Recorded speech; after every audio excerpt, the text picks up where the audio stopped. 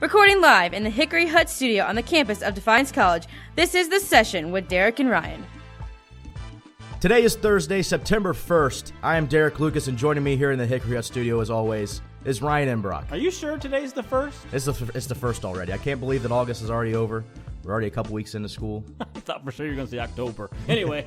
No, I know where they're at here. Joining us here in the studio today is the Vice President for Enrollment Management and Student Success, as well as the Dean of Students here at Defiance College. It's Lisa Marsalek.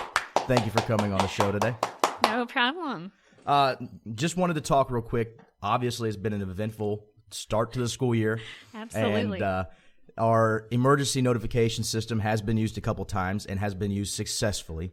So just wanted to get from you, how important that is here on campus for us to use. Yeah, it's very important. And actually, this past week is the first time it's been utilized in the 8 years that we've had it for an actual emergency. Prior to this, we've only used it for snow days. So we got to test it with the real thing. So it's very important that students and faculty and staff are watching those communications come out so they know how to take appropriate actions to keep themselves safe. Right. Yeah, one thing I thought was nice with the notifications was, of course, there's the first notification that says there is an emergency on campus. And then there were further notifications that said, it's not over or, remain where you are, which was nice because you're like, well, is it over? At that time. And then, it was also nice to get everything's fine. Feel free to go about your day. Yeah, and that is the standard procedure, is to keep giving updates so people don't think that they just got forgotten and nobody told them it was over. So we will do always periodic updates as well as giving the all clear. And people really should stay wherever they're located. So in the case of the tornado, stay in the basement or interior hallway. With the incident this week, staying in lockdown, sheltering in place until the all clear is given. And not trust that information from anyone but the emergency notification system.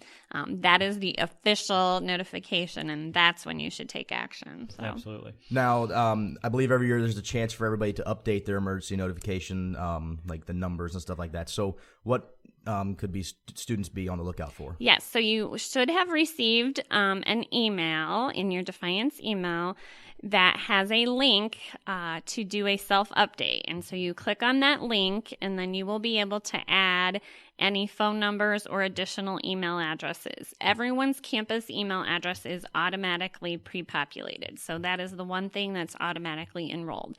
To get text messages or voice calls, you need to add those numbers yourself.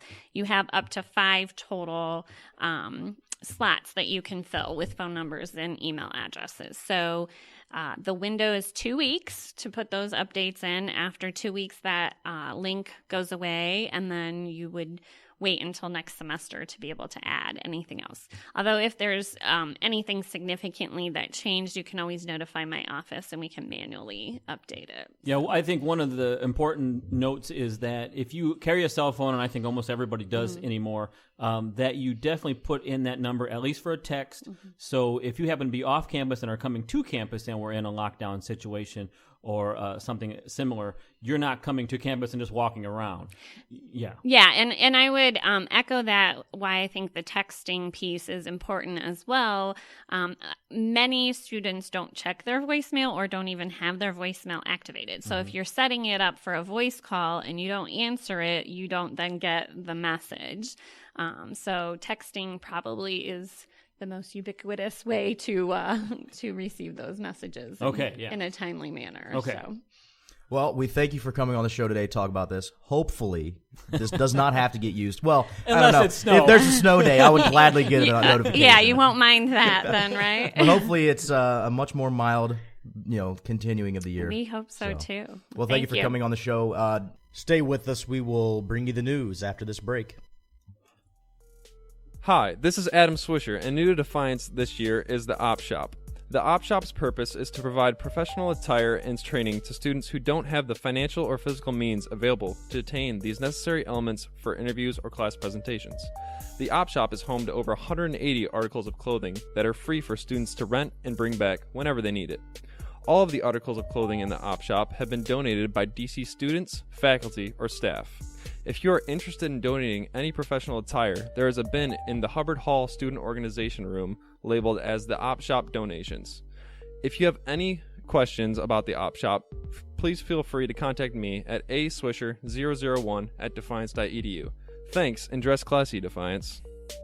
Students, if graduate or professional school is in your future, you will want to attend our Graduate and Professional School Fair coming up Wednesday, September 7th from 11 a.m. to 1 p.m. in Sarek. This is a great opportunity to meet with several different schools right here on campus. There will be an education open house Thursday, September 8th from 4 to 6 p.m. in Defiance Hall.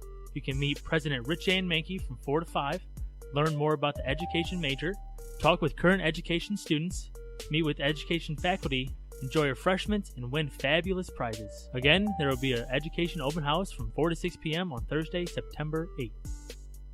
Welcome back to the mixed up version of the session with Derek and Ryan. Today we are doing News Last.